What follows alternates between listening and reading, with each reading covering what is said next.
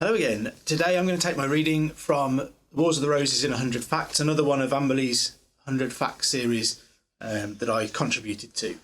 Hopefully these will be interesting little snippets of information that you may not know about the Wars of the Roses. Number 5. The start of the Wars of the Roses can be dated as early as 1447. On the 16th of December 1446, a summons was sent out for a parliament to open in Cambridge on the 10th of February 1447. On the 20th of January 1447, the place of the gathering was changed to Bury St Edmunds, the heartlands of William de la Pole, now Duke of Suffolk, for his service to Henry VI. The reason for the late change in the new location was to cause controversy for decades and come to mark a move towards civil war. As Humphrey, Duke of Gloucester, neared Bury, he was met by messengers of the king who ordered the Duke to go straight to his lodgings and forbade him to try and contact his nephew. After 2 days, Humphrey was suddenly arrested. It seems that Henry VI had become convinced that his 56-year-old childless uncle intended to take the throne. Two factions had emerged over the long years of Henry's minority, and their opposition to each other had grown more bitter as he reached adulthood. Humphrey led a faction committed to the aims of his brother Henry V, the complete conquest of France and the pressing of Henry's claims to the French throne. Humphrey had been at the Battle of Agincourt and had fallen in the front ranks. As French soldiers closed in to finish him off, his older brother Henry V stepped over him and fought them off until Humphrey could be dragged to safety. Perhaps the Duke never felt able to repay this debt. The faction opposed to Humphrey was led by Cardinal Henry Beaufort, Bishop of Winchester. The Beaufort family were also descended from John of Gaunt, as the Lancastrian kings were, but in an illegitimate line through Catherine Swynford, a line that was later legitimised. Cardinal Beaufort was King Henry's great-uncle, and using his income from the wealthy See of Winchester, he supported the government for decades. However, he had great trading connections and saw more profit in peace than was found in war. Cardinal Beaufort's nephew, John, had been granted the dukedom of Somerset and a free hand on military campaigns, but had failed and died on his return, leaving an infant daughter, Lady Margaret Beaufort.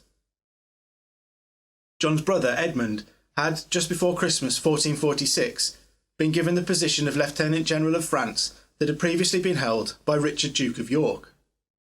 Humphrey died 2 days after his arrest amid rumours that he'd been poisoned, though it's likely he suffered a stroke. Humphrey was popular, as was his cause, and by his death, those dissatisfied with Henry VI's government were no longer able to focus their opposition within the House of Lancaster on the king's uncle, who was ultimately loyal and could moderate dissent. Humphrey had identified Richard, Duke of York, as his ally. Dissent had a new focus, though the Duke appears an unwilling figurehead. Number 11. The most expensive medieval jewel in England was the price of failure. On the 18th of December 1452, Richard, Duke of York, used the most expensive jewel recorded as being in private hands in medieval England as security for a loan from Sir John Fastolf, a veteran of the wars in France and, somewhat unfairly, the inspiration for Shakespeare's comedic character Falstaff. The loan agreement describes the jewel as a brooch of gold with a great pointed diamond set upon a rose enamelled white. It was believed to have been created at the end of the 14th century at a cost of around 4,000 marks, over £1 million in today's money.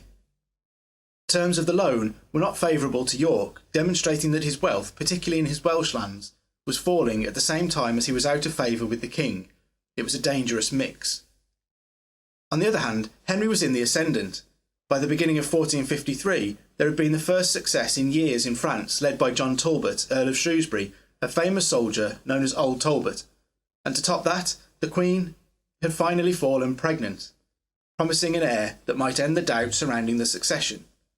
The question was whether the king could retain the upper hand. Number 15.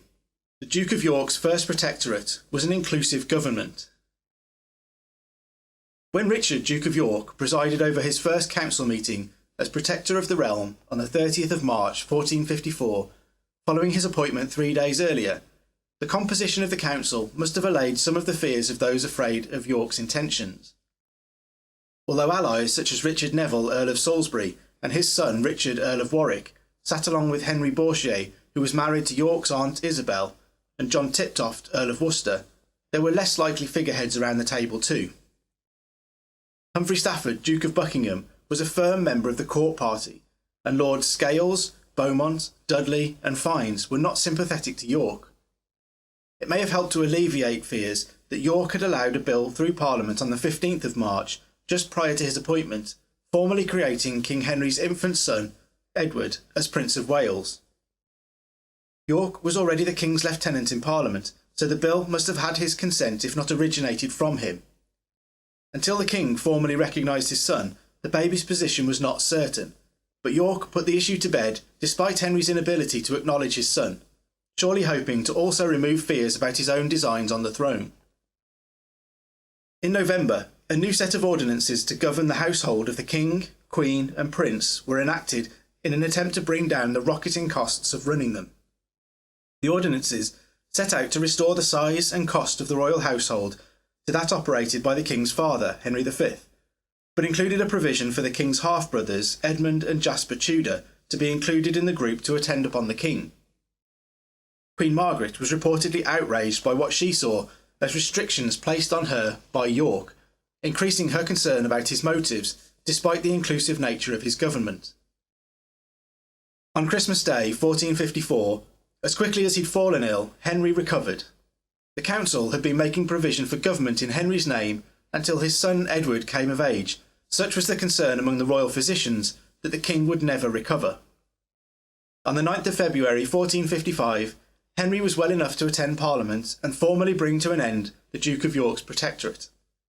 On the 4th of March, Edmund Beaufort, Duke of Somerset, was freed from the Tower on the King's orders. Somerset loudly protested his innocence in Parliament and complained that he'd been detained for over a year without charge. Henry cleared him of any wrongdoing and referred the dispute between York and Somerset to the arbitration of 8 lords. Many of the provisions of York's time in government were immediately undone. Offices given to him and his allies were taken back, and he was excluded from the next council that met. Somerset resumed his place at Henry's right hand, and tensions grew once more. Number 18. James Butler, Earl of Wiltshire, was too handsome to fight. James Butler was the first Earl of Wiltshire and 5th Earl of Ormond, from a powerful Irish noble family. He was considered a very good-looking man. In fact, he was so good-looking that it hampered his performance on the battlefield. James rose in prominence in Henry VI's service, receiving the Earldom of Wiltshire as a reward. He fought in the King's army at the First Battle of St Albans on the 22nd of May, 1455, while in his early 30s. Although on the losing side, with many of his senior comrades killed or injured, James made good his escape from the town. Gregory's Chronicle kept during the build-up and early outbreak of the Wars of the Roses by a London merchant, quipped that James had fought mainly with his heels, for he was frightened of losing his beauty. Despite abandoning the King's banner at St Albans, James had the audacity to write to the Duke of York from Petersfield to ask for permission to return to the King's side, or, failing that, to be allowed to return to his Irish lands. Butler would be on the losing side at the later battles of Mortimer's Cross in 1460 and Towton in 1461, following which he was captured and executed, his good looks finally lost for the Lancastrian cause. Number 43. Andrew Trollop helped defeat the Earl of Warwick despite being incapacitated. On the 17th of February 1461, the Earl of Warwick's Yorkist army intercepted a force led by Queen Margaret that was moving south after the Battle of Wakefield. Many of the Scottish soldiers had abandoned the Lancastrian army by this point, too far from home and too uncertain of pay for their comfort. But Margaret still boasted around 5,000 men, an impressive force during a winter campaign, all wearing the bands of black and crimson with an ostrich feather that was the badge of her son, Edward, Prince of Wales. Andrew Trollop, the leader of the Calais garrison who had left the Yorkist camp at Ludford Bridge, led a lightning strike into the town at the head of a portion of the Lancastrian force. John Neville, Warwick's brother, was still arranging a large section of the Yorkist forces outside the town when he found himself caught in a pincer movement between Trollop and the rest of the Lancastrian army.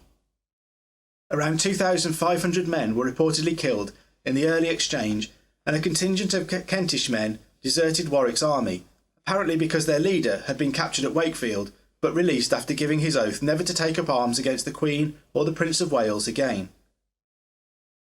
Warwick's artillery, which included handguns, a new arrival from the continent, and wildfire, seems to have failed either in the damp or in the panic to react. In the shock and confusion, the Yorkist army fled and gave up the field. For his decisive role in the battle, Andrew Trollop was knighted by the 7-year-old Prince of Wales on the instruction of his father, King Henry. Gregory's Chronicle records that Trollop had trodden on a caltrop, a twisted knot of metal points designed to hamper cavalry charges, during the battle and being left unable to move. When he was knighted, he reportedly protested, probably immodestly, "I have not deserved this, for I slew but 15 men, for I stood in one place and they had to come unto me." The veteran soldier's star was in the ascendancy as the Lancastrian party fought back, but he was soon to fall very hard. Number 58. John Tiptoft earned the nickname the Butcher of England for his cruelty. During the skirmishing between Warwick and Anthony Woodville's men on the south coast, as Warwick tried to flee England, several men were captured from Warwick's force, and they felt the full weight of the firm hand of Edward IV's justice. Edward's constable was a man named John Tiptoft, Earl of Worcester. In his 20s during the 1450s, Tiptoft had served as Lord High Treasurer and Lord Deputy of Ireland. Tiptoft was out of the country when troubles between the houses of Lancaster and York intensified, travelling on a pilgrimage to the Holy Land and spending 2 years at the University of Padua on his way back, where he developed an impressive reputation as a Latin scholar. Tiptoft returned to England in 1461 after Edward IV had become king. Untainted by having to take sides in the battles of the previous months, Tiptoft was welcomed by Edward and entered the new king's service with a glowing past and a promising future.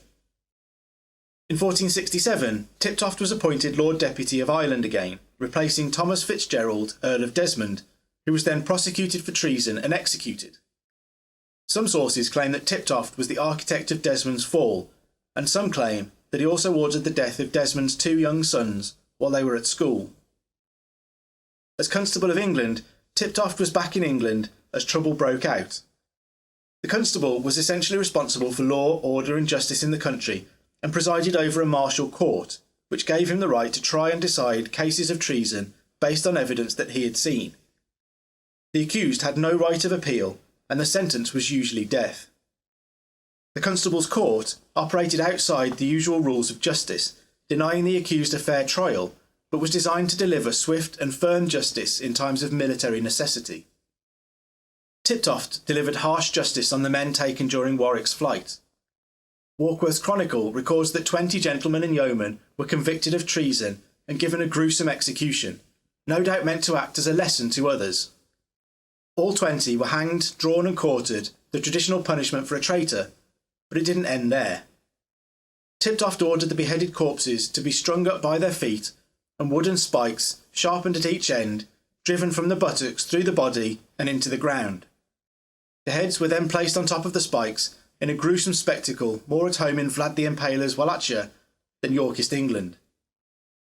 John Tiptoft's reputation was ruined, and soon he was captured by Lancastrian forces and executed.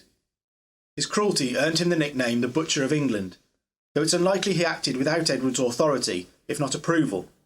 Certainly, the king didn't censure the constable for his extreme actions. Number 83. The coronation of Richard III and Queen Anne was the first joint coronation in 175 years. London had been preparing for a coronation, but not for the one that took place on the 6th of July 1483. Instead of Edward V, the ceremony sanctified the kingship of Richard III. At his side was his wife, Anne Neville. It was only the 4th joint coronation since the conquest, and the first in 175 years. The absence for so long of a couple being crowned together was in part a testament to the upheavals of the previous century or more. Edward III had taken his father's throne at a young age. His heir had died less than a year before he was to, leaving his 10-year-old grandson to reign. Richard II was to be punished for his tyranny by the then widowed Henry IV, who removed him. Henry died aged 46, leaving his unmarried son to be crowned Henry V. When that warrior king died, his son was only 9 months old. Henry VI's insipid rule brought about the Wars of the Roses and saw Edward IV seize the throne, crowned at 19 before he met Elizabeth Woodville. It was his son, aged 12, who had been due to be crowned on the 22nd of June. So perhaps this joint coronation of a settled, mature couple, Richard being 30 and Anne aged 27, promised much, the couple also having a son, an heir, ready to act as Prince of Wales. The spectacle proper began as the King and Queen processed from Westminster Hall to Westminster Abbey. They walked barefoot, as was traditional, behind a large cross and members of the clergy. Henry Percy, Earl of Northumberland, carried the blunt sword of mercy. Thomas Lord Stanley bore the Lord High Constable's mace. Next came the Earl of Kent and Richard's closest friend, Francis Viscount Lovel, each carrying a pointed sword of justice. Richard's brother-in-law, the Duke of Suffolk, held the sceptre, and the King's nephew, John de la Pole, Earl of Lincoln, bore the cross and ball. Thomas Howard, Earl of Surrey, solemnly bore the sheathed sword of state held upright before him.